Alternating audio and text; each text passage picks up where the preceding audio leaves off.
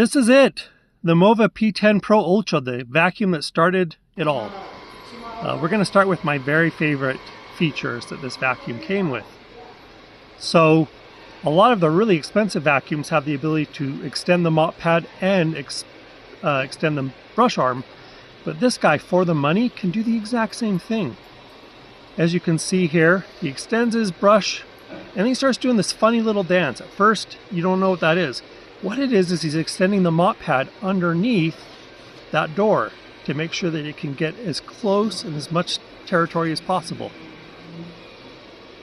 The other thing that we love about this guy is that he'll go ahead and start outlining an entire room, and then he fills it in. He goes back and forth in perfect little lines, back and forth, to make sure that he doesn't miss any spots. If you look at it on the map, he's outlined with LIDAR the entire room. In fact, he's outlined the entire floor, and then you break it into different rooms, and then you're able to go back and forth, and he makes sure that he reaches all of those edges and all of those corners.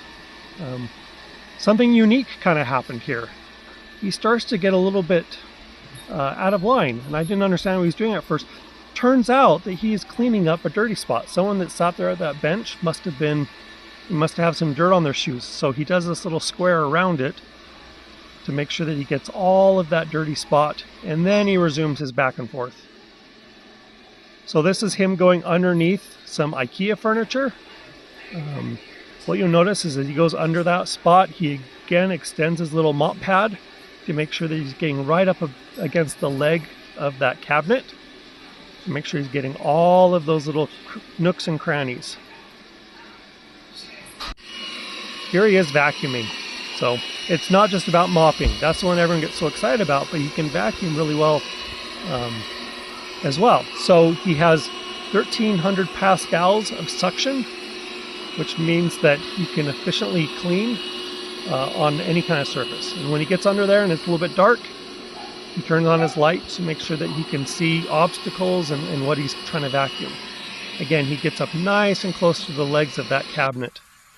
So here's a really sped up obstacle avoidance test. I put down a charging cord, my shoe, and then a little piece of brown plastic. It's actually a little hamburger patty from Emma's kitchen playset that kind of looks like a piece of poo. At least the vacuum assumed it was a piece of poo. So you'll notice that although he touches that cord just a little bit with his brush, he never runs over it. He definitely avoids that artificial poop on the ground, that hamburger patty, and he goes right around the shoe as well. So this is him cleaning up that rice that was right in the middle without running into any of the obstacles.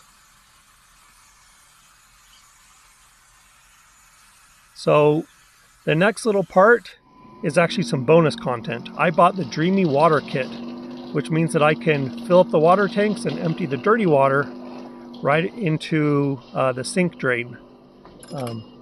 This vacuum has been 10 out of 10. My favorite, and the thing that started my obsession with vacuums. I love it.